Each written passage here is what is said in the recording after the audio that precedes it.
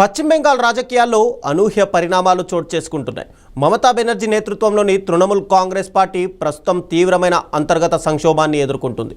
దాదాపు 80 మంది ఎమ్మెల్యేలు 60 మంది తిగురుబావుట ఎగరవేయడం, కొత్త ప్రతిపక్ష నాయకుడిని ఎన్నుకోవడం లాంటి పరిణామాలు పార్టీ భవిష్యత్తుపై ప్రశ్నలు రేకెత్తిస్తున్నాయి.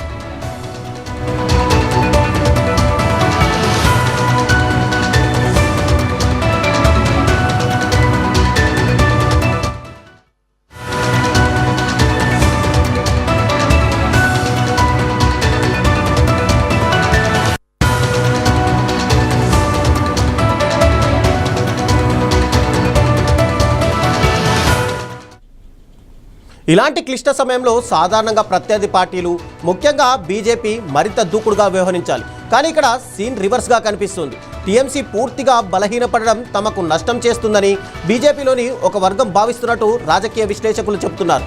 మరి దీని వెనుక ఉన్న అసలు కారణం ఏంటి?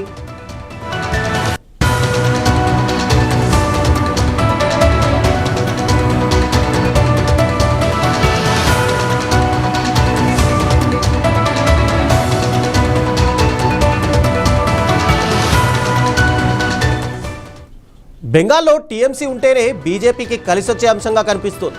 ఎందుకంటే వామపక్షాల పునరాగమనం, ఒకప్పుడు బెంగాల్ను 34 ఏళ్లు పాలించిన సిపిఎం, కాంగ్రెస్ పార్టీలు గత కొన్నేళ్లుగా తమ ప్రభావాన్ని పూర్తిగా కోల్పోయాయి. కానీ ఇటీవల డోమ్కల్ అసెంబ్లీ ఎన్నికల్లో విజయం, ఫాల్టా రీపోల్ 40,000కు పైగా ఓట్లు సాధించడం, మూతపడ్డ పార్టీ ఆఫీసులు తిరిగి తెరుచుకోవడం లాంటి పరిణామాలు వామపక్షాలు మళ్లీ పుంజుకుంటున్నాయని సూచిస్తున్నాయి.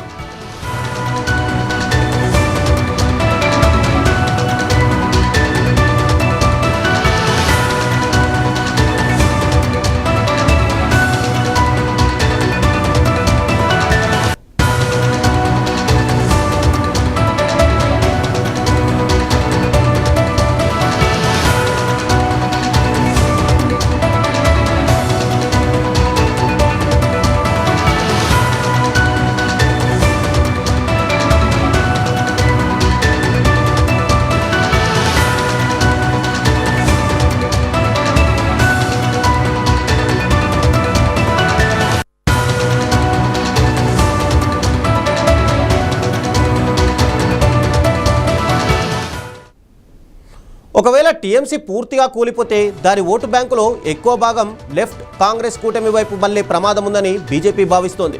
2019-2021 ఎన్నికల్లో బీజేపీ లెఫ్ట్ ఓటర్లను ఆకర్షించింది. ఇప్పుడు అదే వ్యూహాన్ని లెఫ్ట్ పార్టీలు టీఎంసీ ఓటర్లపై ప్రయోగిస్తే రాజకీయ సమీకరణాలు తారుమారు కావచ్చు. అందుకే టీఎంసీ నుంచి వచ్చే వాళ్ళని విచక్షణారహితంగా చేర్చుకోవద్దని బీజేపీ రాష్ట్ర నాయకత్వం చెబుతోంది.